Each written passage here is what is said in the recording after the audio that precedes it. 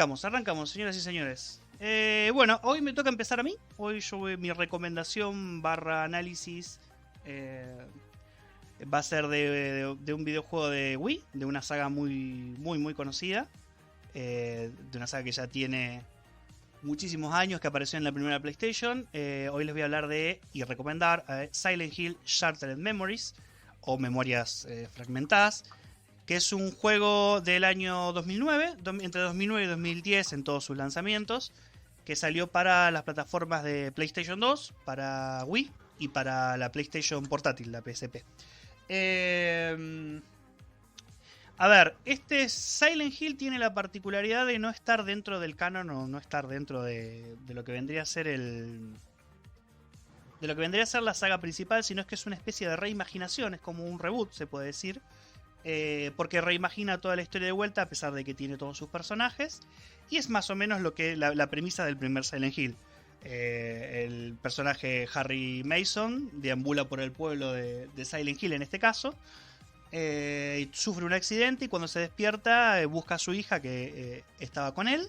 No la encuentra y bueno, y durante todo el juego, digamos, el periplo es ese justamente.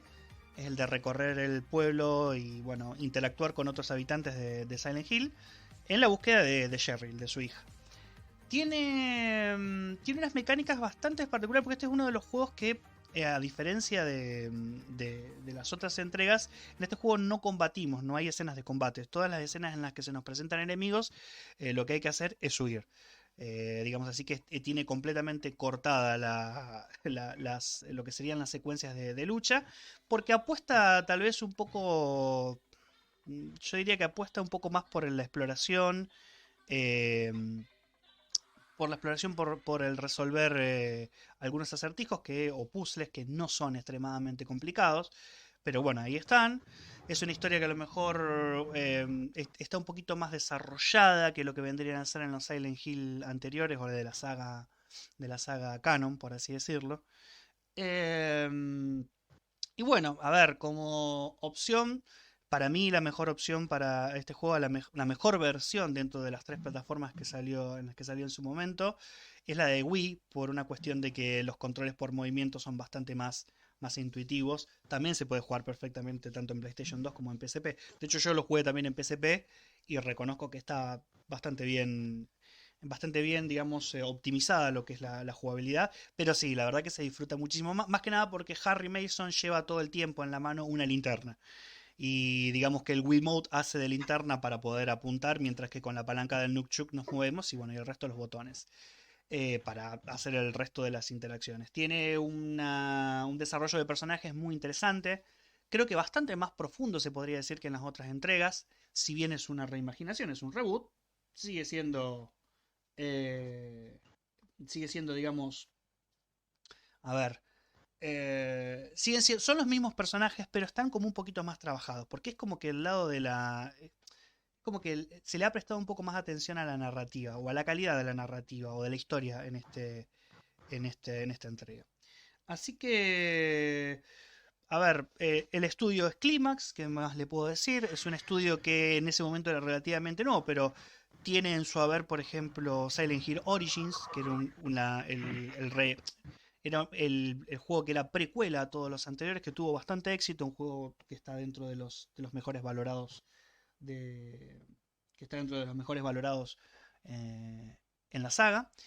Y bueno, ahí está, se puede decir mi recomendación. Es para quien quiera adentrarse a lo mejor en el mundo de Silent Hill, no sé si es el mejor. Yo diría que lo ideal sería jugar uno o dos de los títulos de la saga principal y después meterse en este reboot.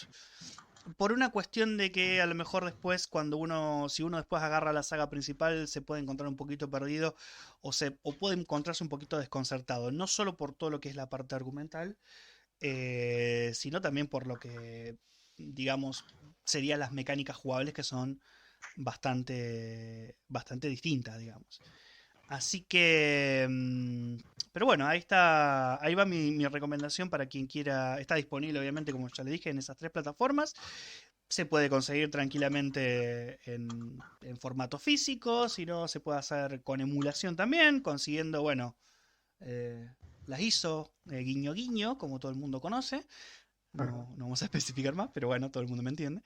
Pero bueno, si el que pueda jugarlo en Wii me parece la mejor experiencia, pero bueno, también en PlayStation 2 y en PSP es una opción más que aceptable para, para arrancar, para conocer este juego. No sé si, como les repito, no sé si es para arrancar a la saga, pero bueno.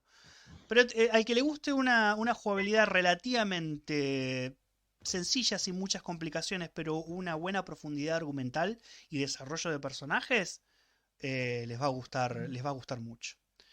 Así que bueno, ahí va mi Justo fuerte a recomendación. preguntar eso. Eso, dime tú. Si es fácil de jugar, si necesitas, no sé, mucho tiempo o sea, para agarrarle la mano al juego, digamos. Es muy simple, es muy complicado. No, Es, es bastante simple por el hecho de que ya entrado ya el 2010, entre 2010 y 2009, ya los juegos ya habían incorporado la mecánica del tutorial, ¿no? De esos primeros minutos en el que eh, sucede algo o hay una escena que uno tiene que transitar o que tiene que jugar, digamos, y te hacen familiarizarte con los controles. No es un juego que sea pesado en sus mecánicas.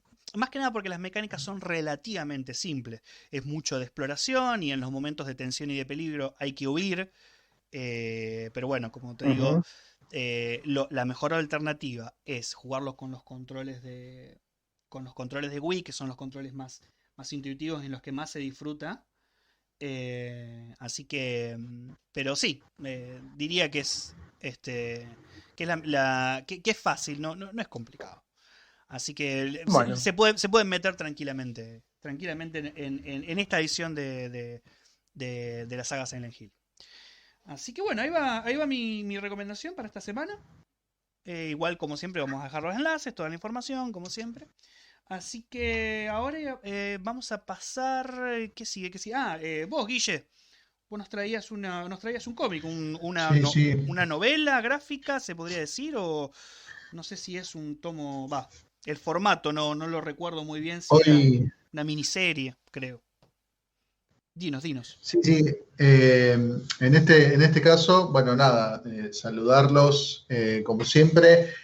Otra vez comunicarles que nada, que me toca volver a sumergirme en el barro con con una gran obra. A mi juicio, una de las mejores obras que pude conseguir, que es la de Cosmic Odyssey. Eh, para ponerlos más o menos en contexto, creo que esta obra, después de Tierras, de Crisis en Tierras Infinitas, creo que es como la mejor obra después de aquella gloriosa etapa de George Pérez. Es una miniserie bueno, que Eso es una miniserie. No recordaba cómo era el formato. sí, es una miniserie que consta de 4 volúmenes, al menos es la edición que yo tengo. De hecho, yo este material lo pude conseguir en inglés únicamente. No poseo, digamos, los tomos en castellano. Pero bueno, nada, es como saben que por mi trabajo, o sea, no me, digamos, el idioma no me la complica tanto, primero porque más o menos algo sé, entonces es como que lo puedo traducir, y a mí, digamos, en este asunto lo que me interesa mucho es como el dibujo. Les quería comentar, bueno, lo siguiente, que es esta miniserie de 4 números, consta del arte que está realizado por Mike Mignola, que es un dibujante muy famoso. El público lo conocerá quizás o lo relacionará más con la obra de Hellboy, que inclusive, bueno, se han hecho películas y demás. Pero bueno, es como en esta etapa, digamos, es donde se inició, ¿no? Antes de Hellboy, él trabajaba para las grandes empresas, y uno de los primeros trabajos que tuvo que hacer fue en esta miniserie de Cosmic Odyssey, que bueno, que muchos, quizás los dibujantes me entenderán por ahí, su manera de hacer los gráficos dista mucho de lo que es su trabajo en Hellboy, puesto que acá se lo ve con una línea mucho más simple, mucho más definida y sin tanta carga de claro-oscuro. De hecho, para todos los que sean dibujantes y estén escuchando el podcast, les quería comentar que en esta etapa en particular, Mike Mignola tiende a, ya que su trabajo es muy, muy claro, tiende a hacer un buen laburo con respecto a lo que es la anatomía de los cuerpos. Así que uno puede dilucidar, digamos, en estos 4 tomos, que también la tiene bastante clara en ese aspecto. Y si están en un proceso de aprendizaje, quiero que sepan que este material consta de un desarrollo de lo que es la figura humana de una manera muy sintética y se puede entender a la perfección. Y bueno, nada, es algo que quería destacar particularmente de la obra, porque a mí como dibujante me ha servido muchísimo desde este aspecto, en lo que concierne, ¿no?, al arte, que es fantástico. Inclusive quiero decirles que me gusta muchísimo más este Mike Mignola que el de ¿cómo es? La etapa de Hellboy o de otras etapas. Pero bueno, con respecto al arte, eso, fantástico. Van a ver un Mignola muy, muy, muy distinto.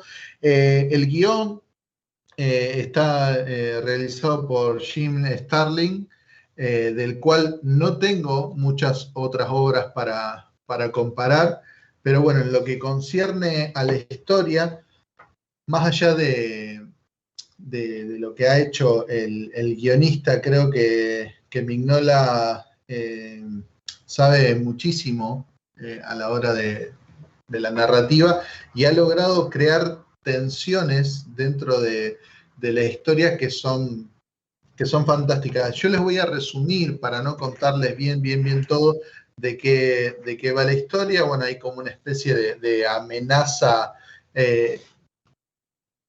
universal, por así decirlo, y donde héroes y villanos se tienen que juntar para combatirla, ¿no? En estos 4 números vamos a ver si estos villanos de DC se van a ver divididos en grupos y van a transitar diferentes situaciones en contra del aspecto antivida, que es esta suerte de mal universal que trata de acabar con todo lo que existe. La obra tiene momentos muy poco felices, como la destrucción de planetas enteros. Se puede ver inclusive a algunos personajes de la Liga de la Justicia sufriendo traumas bastante considerables. Por eso yo les decía que en lo que respecta al trabajo del dibujante, ha logrado, más allá de si es mérito de Starlin o no lo sé, ha logrado que este cómic realmente te lleve a ese punto, al de sentir quizás la tensión o de más o menos tener una idea de lo que el personaje va atravesando. También inclusive tiene algunos contrapuntos que ha puesto entre personajes, como un mini encuentro ahí entre Darkseid y Superman, que es como que es algo que DC, si bien lo ha desarrollado en varios cómics, siempre está como bueno mirar esa partecita, ¿no? Donde uno quiere ver qué sucede con dos de los personajes de las franquicias más poderosos, ¿no?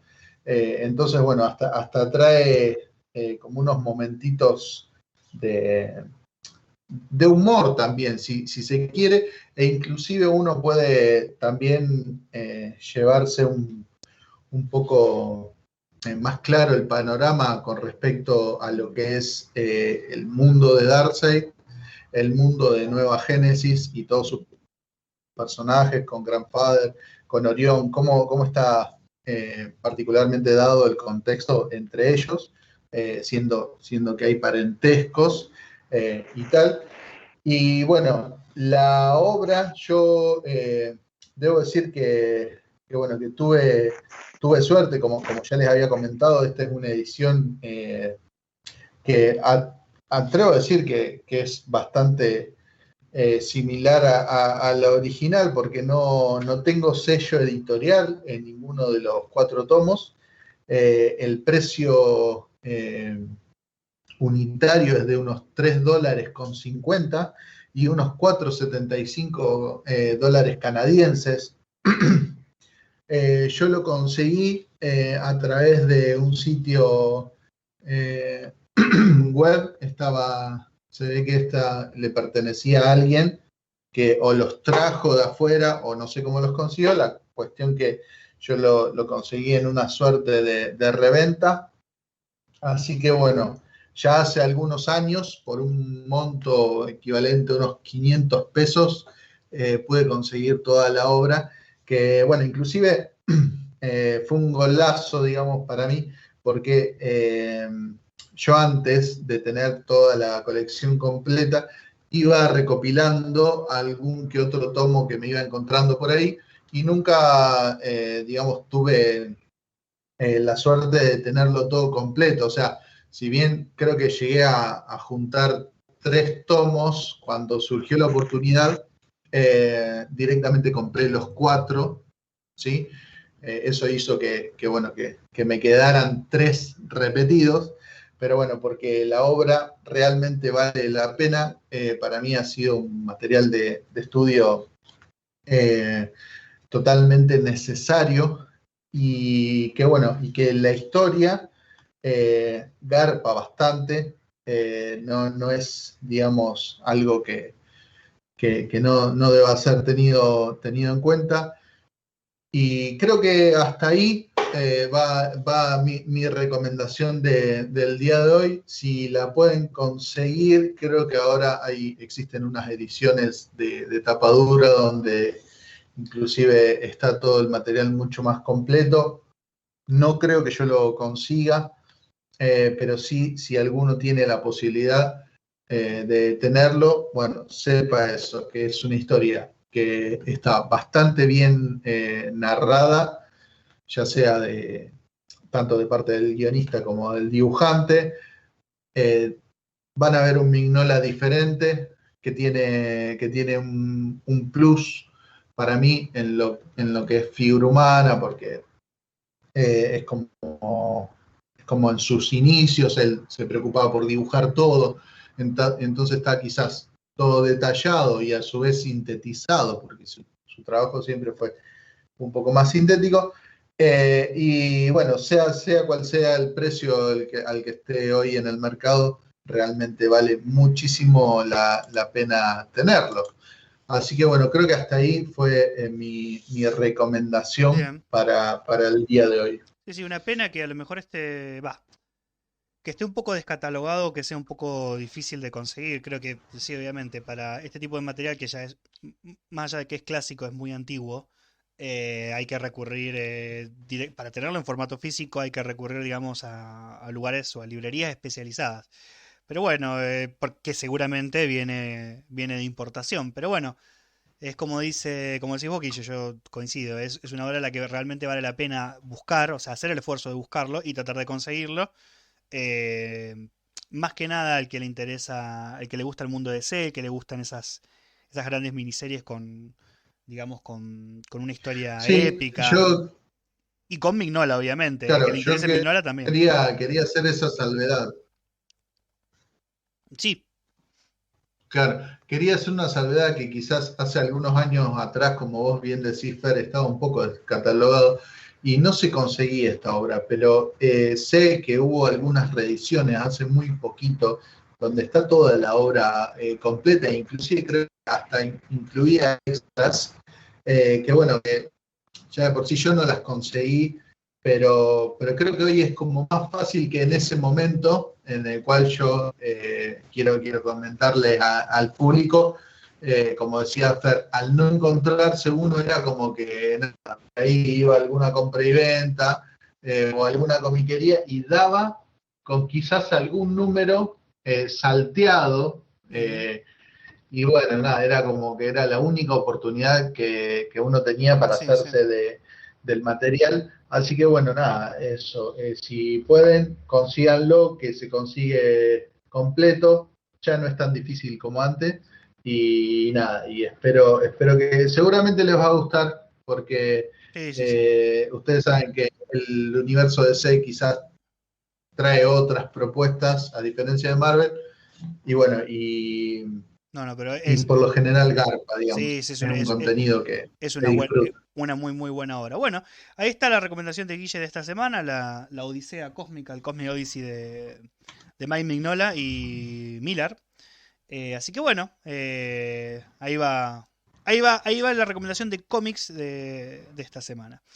Por otro lado, tenemos a Mati, que Mati nos va a hablar hoy de manga, anime, un manga y un anime, o las dos cosas, que generalmente suelen ser las dos cosas. Así que adelante, Mati. Sí, sí, Fer. Sí, generalmente es un binomio que va Sí. o sea, va de la mano.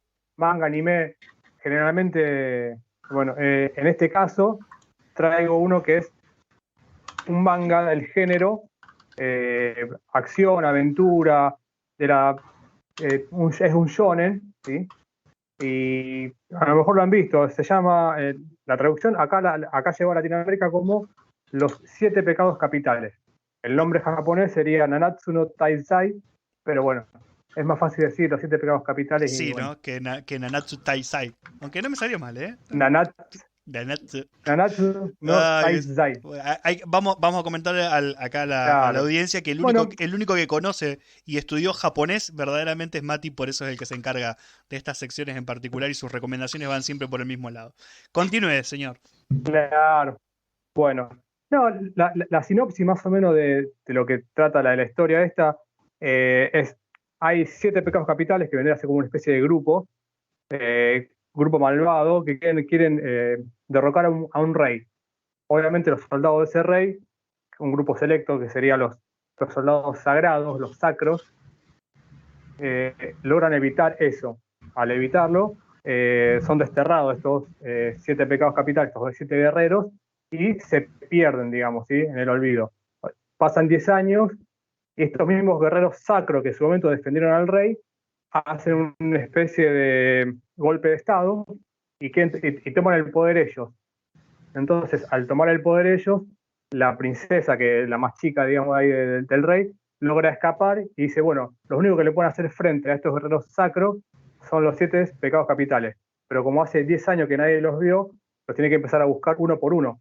Entonces ahí se encuentra con un muchacho que tiene una especie así de taberna móvil arriba de un cerdo. Es decir, bueno, como es un género de fantasía también, entonces tiene algunas licencias con eso, entonces va jugando por ese lado. Entonces este muchacho con la taberna le empieza a ayudar a buscar los diferentes guerreros, digamos. Perdón, Mati, Esa es más o al menos mejor estilo, te interrumpo, al mejor estilo Baba Yaga, digamos. En vez de una casa con patas de gallina, este es una cabaña arriba de un cerdo, digamos. Claro, sí, sí, sí, algo así sería. Ok, ok. Y, y además tiene un cerdito chiquitito, se llama Hawk, que este personaje habla, un cerdito que habla. Así que bueno, entre ellos tres empiezan el camino a recorrer, digamos, en un continente ficticio también, este continente es Britania, o sea, toma elementos también del folclore o sea, de Britania, de Inglaterra, Sí, porque sí, también occidental. aparece Camelot, claro, aparece Camelot, aparece Arturo, también aparece uno de los pecados capitales es Merlín, que es opuesto, en vez de ser un viejo y hombre, este caso es una mujer y es joven, digamos. Ajá. Entonces ahí se juega también con esa parte, se toma esa licencia y bueno, y así cada guerrero es un pecado, digamos. Y la otra, lo que también le agrega condimento es que son diferentes razas estos pescados capitales.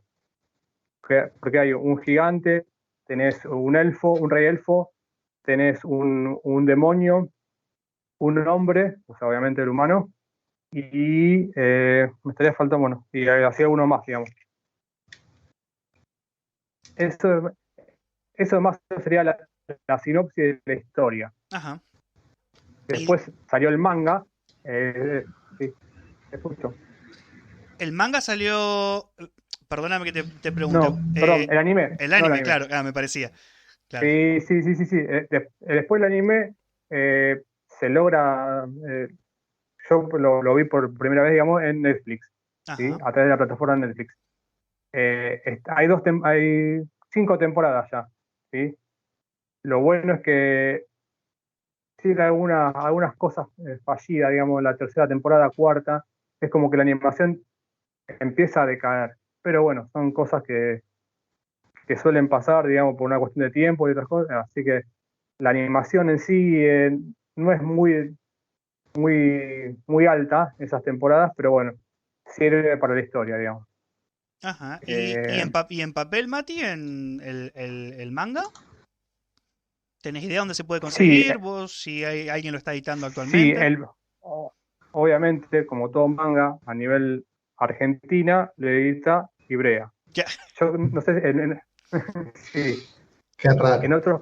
Sí, qué raro. Bueno, en otros países, por ejemplo, en México creo que es Panini, bueno, Norma Editorial en España, se consigue, digamos, acá se consigue en Ibrea, digamos, en Argentina. Y hasta ahora son 41 volúmenes. No sé bien por cuál va la gente de Ibrea, porque este es un manga que terminó recién este año, digamos. Ajá. El manga terminó, habrá sido 25 de marzo de 2020, claro, el año pasado, pero viste, lleva un poquito más atrasado. Bien.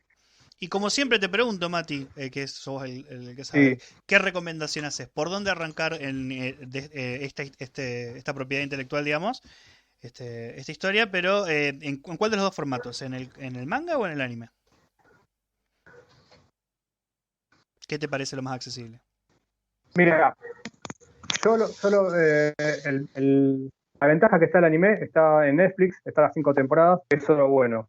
¿Sí? Si querés ver y te gusta la historia porque tienes ciencia ficción, tienes fantasía, aventura, comedia, o sea, si te gusta ese género, Netflix es la primera opción, digamos.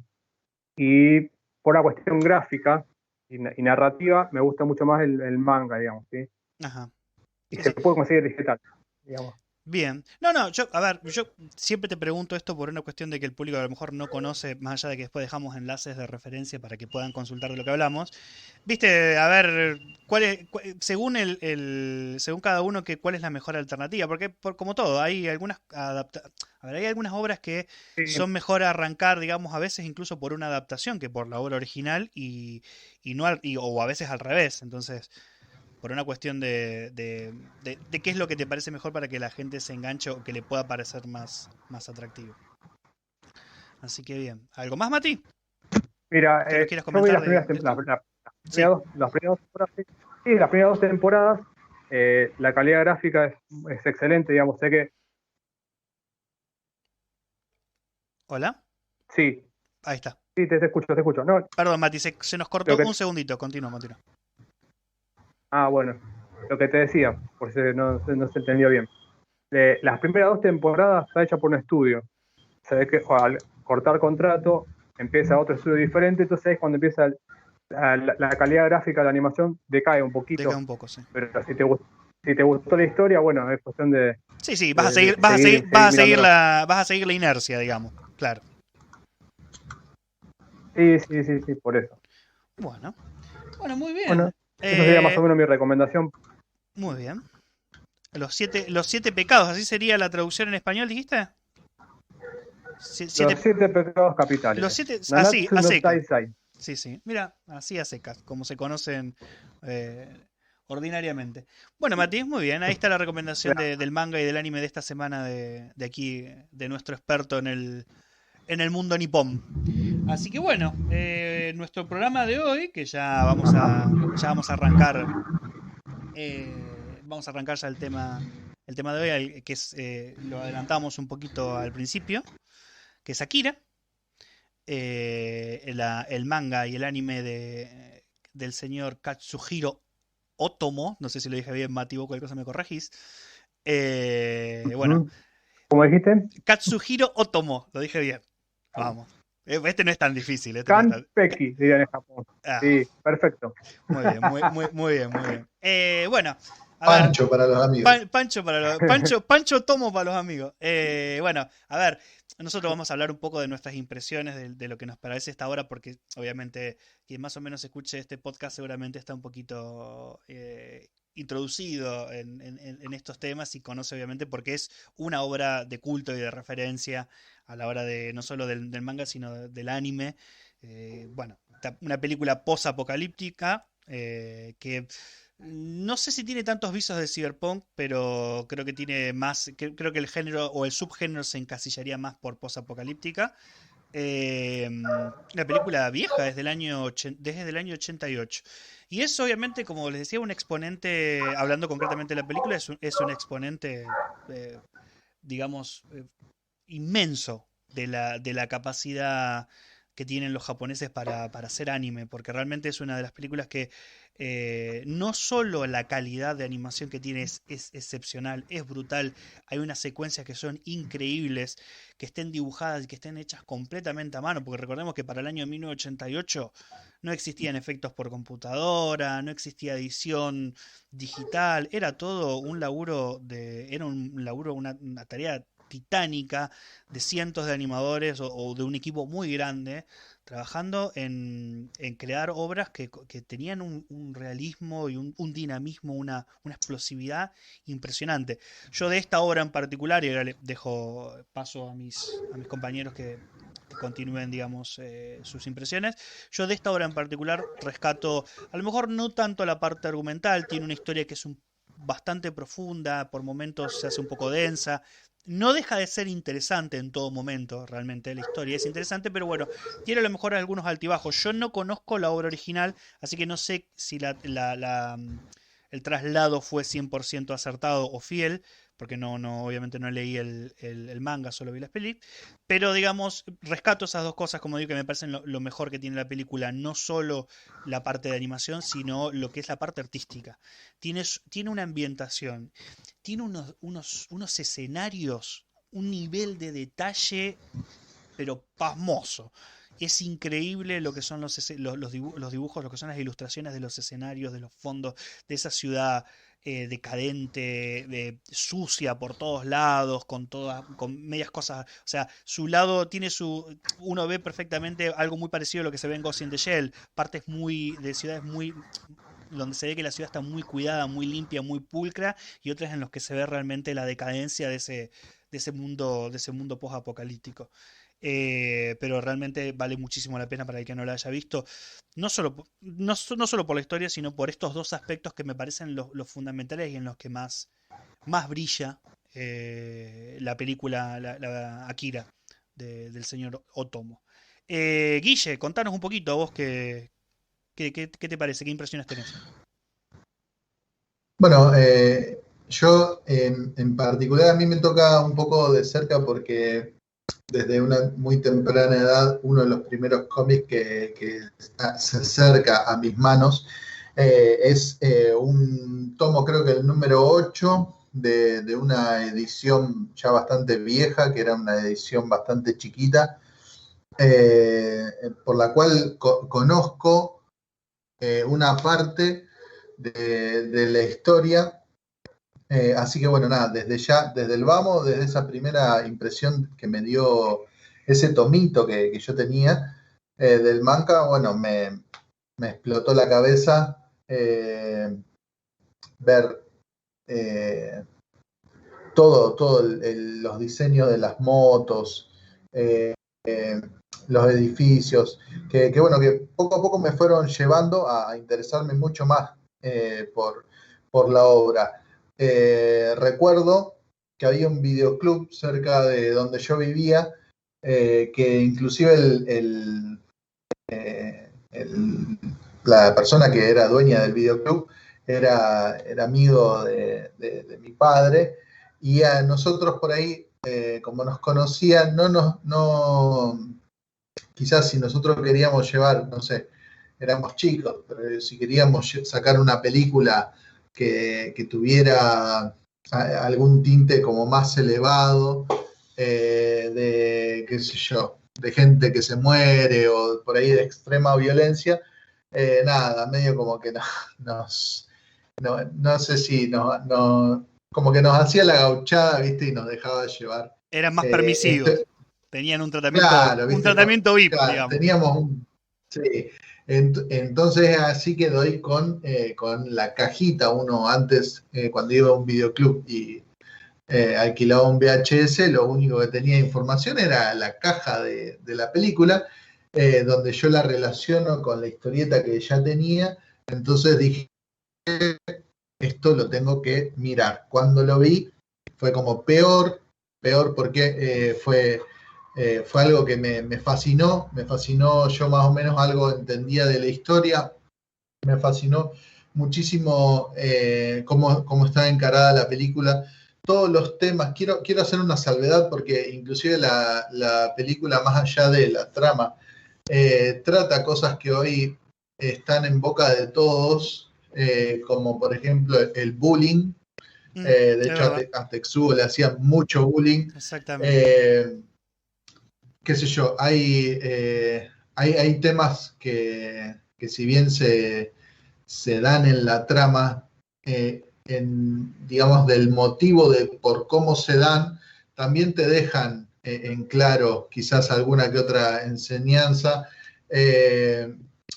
las cosas que van transitando los protagonistas de la película. Qué sé yo, recuerdo así vagamente, hay una parte donde a la waifu de Tetsuo, que es Kaori, nada, medio como que la golpean. Entonces, bueno, uno veía, ¿no?, situaciones bastante maduras, al menos para mí en ese momento, y bueno, y qué sé yo, o cuestiones más políticas, donde vos ves gente protestando en las calles, donde ves corruptos. O sea, hablo libremente porque no creo que haya alguien que no la haya visto a la película, pero bueno, nada, hago esta salvedad donde la película quizás es un poquito algo más que la trama, y bueno, y nada, los efectos que tiene, y las cosas que pasan, creo que para un chico es como un montón. La violencia que inclusive se puede llegar a ver, que quizás hoy no sería tan recomendada. Bueno, en ese momento yo tuve acceso y para mí fue ultra, pero ultra fascinante, a tal punto que, bueno, de grande fui tratando de averiguar un poco más sobre la obra, sobre el autor. Katsuhiro Otomo es arquitecto, así que nada, todos esos fondos que uno ve en la película también están en el manga. Yo como siempre relaciono todo con mi trabajo, y bueno, todo el material que fui recopilando con respecto a Akira, nada, quiero que sepan que alguien que ve el manga y ve la película, puede observar que Katsuhiro Otomo o sea, su obra en el manga es casi toda la película. O sea, yo creo que los animadores no le han hecho falta las puntas de animación, porque está todo tan detallado en el manga que la película es una copia fiel, pero animada, de lo que uno puede ver en el arte impreso. Así que nada, a destacar millones y millones de cuestiones positivas que me ha dejado desde la parte experimental que yo tuve con la obra. Y el único detalle que yo puedo traerles de manera negativa es que hay momentos en el manga que, bueno, que quizás también por una cuestión temporal y por ahí, por no, generar quizás más violencia o encrudecer más el film, creo que no se han puesto, pero por ejemplo, les cito algo, el personaje de Kaneda tiene un amigo que es Yamagata, que bueno, nada, si ves en la película te dan como a entender que muere a manos de Tetsuo, pero en el cómic, perdón, en el manga, es como que hay una tensión entre estos dos personajes, entre Tetsuo y Yamagata, que después tiene un desenlace terrible, terrible. Pasa lo mismo que en la película, pero es tanta la tensión entre ellos dos y cómo se resuelve y el impacto que genera en Kaneda es tal que para mí, que hayan omitido eso en la película, nada, medio como que dije, wow, qué lástima, porque nada, es un acontecimiento muy particular que se da en el manga, como un montón de otros pasajes, porque también hay otros pasajes quizás no tan importantes, pero que por ahí hubiera estado bueno que lo aprovechen. Pero bueno, este en particular tenía una carga emotiva y tenía una carga de tensión que hubiera hecho la película mucho más cruda, pero mucho más brutal. Así que bueno, creo que desde mi punto de vista, esto es lo único que puedo llegar a destacar, ¿no? Con respecto a lo que me pareció, a la experiencia que tuve, ya sea por tener el manga primero, por ver la película inclusive de muy joven, y por todo lo que fui averiguando con el paso del tiempo.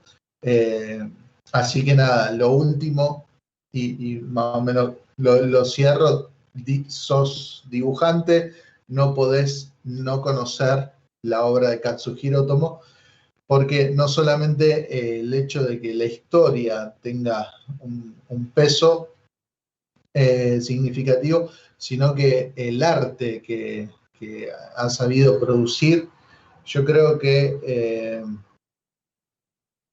quedará años y años y años por delante de muchas obras que se están produciendo actualmente y que, bueno, que todavía no llegan a tener la contundencia que ha tenido Sí. esta joya que hizo Otomo. Sí, eso está clarísimo. Incluso al día de hoy, es una película que tiene que sigue teniendo, como vos decías, un poco una vigencia total, terrible, porque no solo por los temas que trata, sino por la calidad misma con la que está hecha. Vamos a aclarar, obviamente, que esta no es una peli por quien no la vio, o por ahí si hay algún papá que anda con algún chico ahí y no es para chicos, no es una película que es recomendable para chicos, para niños pequeños, porque es muy violenta, tiene escenas muy, muy crudas, tiene mucha sangre, obviamente, y digamos, sí, no es un material, obviamente, no es un material para chicos, es un material para adultos, pero sí expone cosas que, como vos decías también, Guille, al principio, expone mucho el tema del bullying. Uno de los personajes principales de la peli es justamente digamos, el bullying de sus compañeros, de su compañero de banda, digamos, porque son como una especie, el grupo principal en el que por el que ronda toda la historia es como una especie de banda de un poquito de callejera, de chicos malos que hacen cosas malas con sus motos, digamos. Es que es un poco eso, porque hay como unas especies de guerras de pandillas, digamos, que se mueven en moto, en esas motos míticas Sí, que tiene la peli. La moto con la marcha atrás, que era una cosa genial. sí.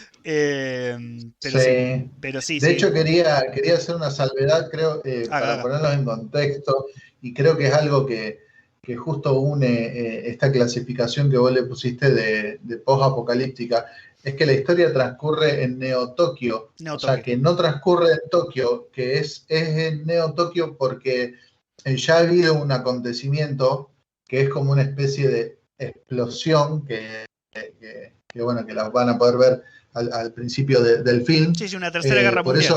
Eso, claro, por eso toda la historia transcurre en una ciudad que que ha sobrevivido a tal explosión y nada, y tiene este contexto de está todo lleno de pandillas, está todo lleno de vagos, de protesta, hay partes de la ciudad que está bien y hay partes de la ciudad que está totalmente destruida.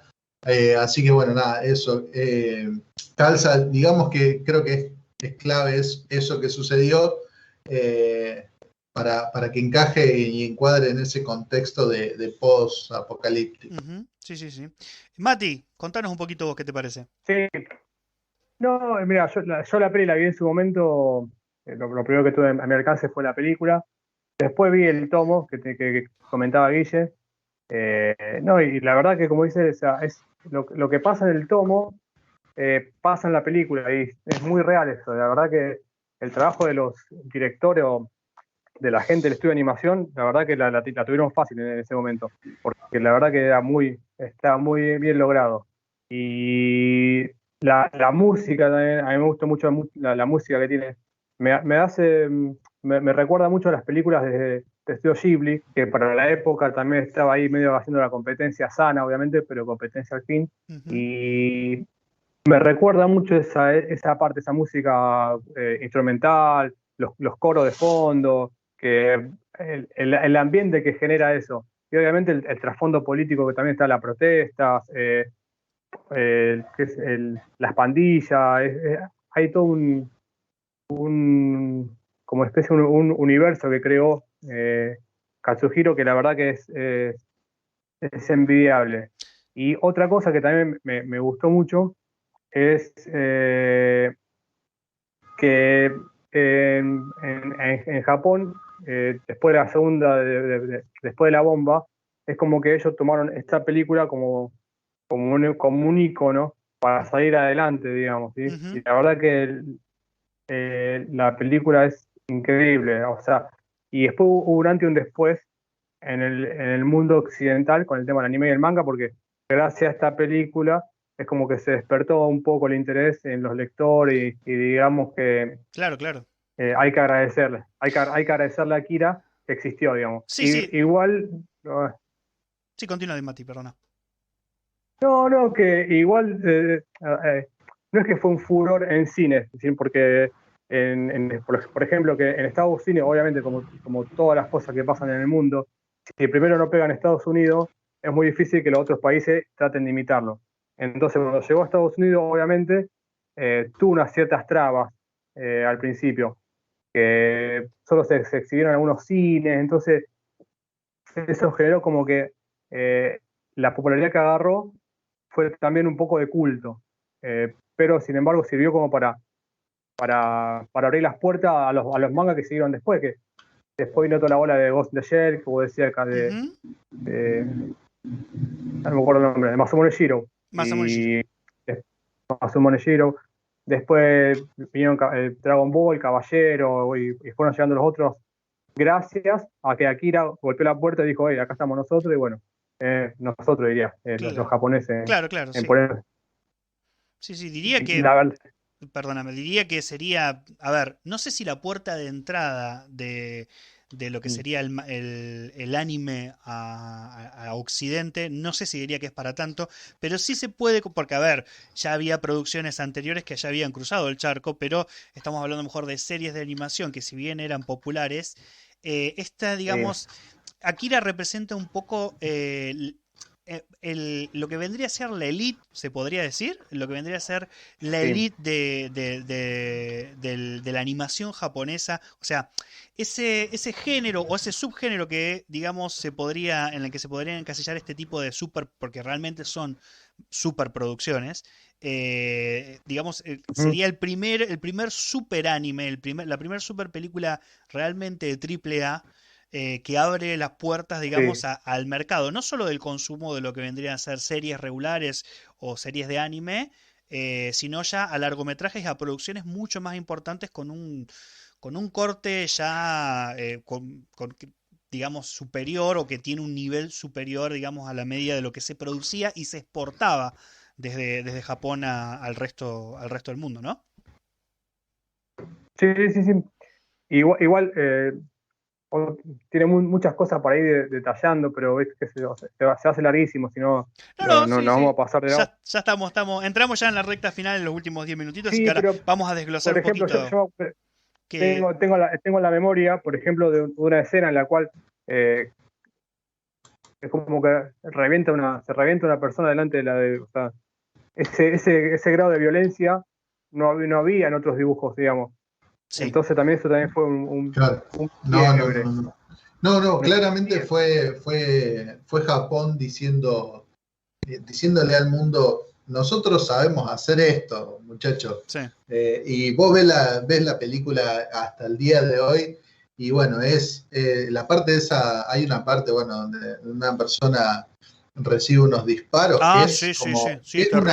es una cosa Ajá. que no la vas a ver en ningún lado, no importa la Es verdad. cantidad de series, de OVAs, que hay cuestiones que ha traído la obra de Otomo, que bueno, que hasta el día de hoy siguen así impolutas, digamos, no sé, es muy difícil reproducir algo así. Creo que por eso, como decía antes, van a pasar años y quizás no podamos ver, digamos, algo tan contundente. Recuerden que a todo esto, la obra es de un autor integral, o sea, no es que no hay muchas más personas metidas, e inclusive, bueno, la invitación es extensiva, más allá de que vayan a corroborar esto de lo que les conté con Yamagata,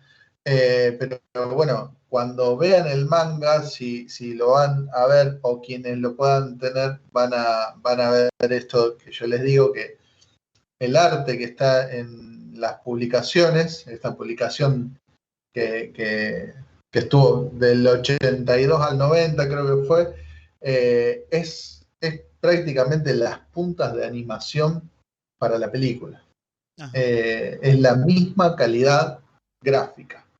No vas a ver un dibujo distinto en el manga a como lo vas a ver en la película. Sí, sí, sí, es una representación muy, muy, muy fiel. Eso es otro punto a favor, porque generalmente si uno ve un manga y después ve la animación, hay una diferencia que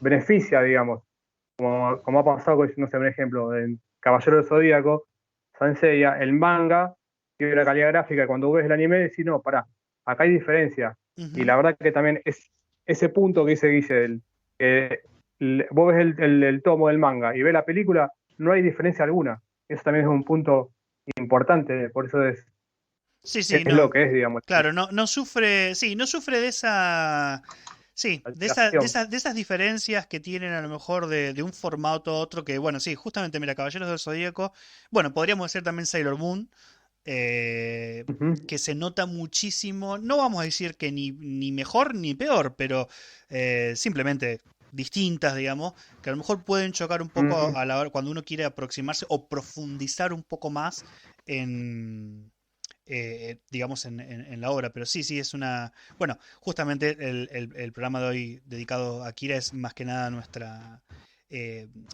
recomendación para que la gente lo pueda buscar, lo pueda ver. Porque hoy está accesible en cualquier lado. Vamos a decir una cosa que me quedó, miren, me quedó en el tintero cuando lo escuchaba a Guilla hacer la exposición al principio, que vamos a decir que para nuestro público, que seguramente debe haber nuestro público Centennials, los Centennials estos, yo soy Millennial, pero bueno, los Centennials estos creo que no saben o deben conocer muy poquito por alguien que se lo haya contado lo que es un videoclub. Un videoclub era un lugar que aunque parezca mentira, había un montón de películas en formato físico no estaban en un control remoto o en una pantalla de televisión, donde uno tenía que ir personalmente y alquilarlas. Y bueno, durante los años 80, los años 90, que es para mí una de las mejores experiencias, que desafortunadamente se perdió por el avance de la tecnología, es eso. Eso es un videoclub para los que por ahí no lo conocían. Nosotros antes no teníamos Netflix, teníamos que ir a un lugar físicamente y agarrar la película física que venía en su cajita, que era todo un ritual. Así que, bueno, podemos Sí, ir. de paso, bueno, hacerle nada, la salvedad, perdón, Fer, que Sí, te sí, corte. sí. Quería hacer la salvedad que, bueno, que a todo el público joven pueden ir a ver la película de Capitana Marvel. Ahí van a ver lo que es un videoclub. Ah, es verdad, sí. Sí, entonces ahí como que más o menos van a entender el contexto. Y sepan también que hoy en día lo que es Netflix, antes, en nuestra época, comenzó como un videoclub. O sea, era como una especie de videoclub por correspondencia, que luego fue trasladando su formato a ser esta suerte de televisión por cable pagada, digamos, ¿no? Con contenido, claro, audiovisual de películas y series. Así es. Bueno, ahí va nuestro programa de esta semana, nuestra recomendación. Nuestro tema principal fue justamente Akira, película de culto que es absolutamente recomendable. Obviamente teniendo la precaución, como decíamos al principio, de que no es para un público, no es para chicos, es para un público adulto, pero que sí. Yo creo que más 16. Sí, obviamente, sí. Creo que más 16 está correcto, ¿no? Yo la vi cuando tenía menos, no importa, no voy a decir cuántos años, pero nada, tampoco crecí tan distorsionado. Pero bueno, nada, eso es como que de última al público joven, consulte con sus padres, a ver qué opinan, y si no llegan ahí a los 16, en una de esas los emancipan antes y la pueden llegar a ver. Y todos coincidimos, aparte de que obviamente es una obra que no se puede dejar pasar realmente. Es algo que hay que ver sí o sí en algún momento. Más que nada a todos los que nos gusta este mundo del manga, del anime, del entretenimiento en general, del cómic, ya sea por gusto, por hobby, por trabajo. Es una obra que realmente merece muchísimo la pena, que no se puede dejar pasar.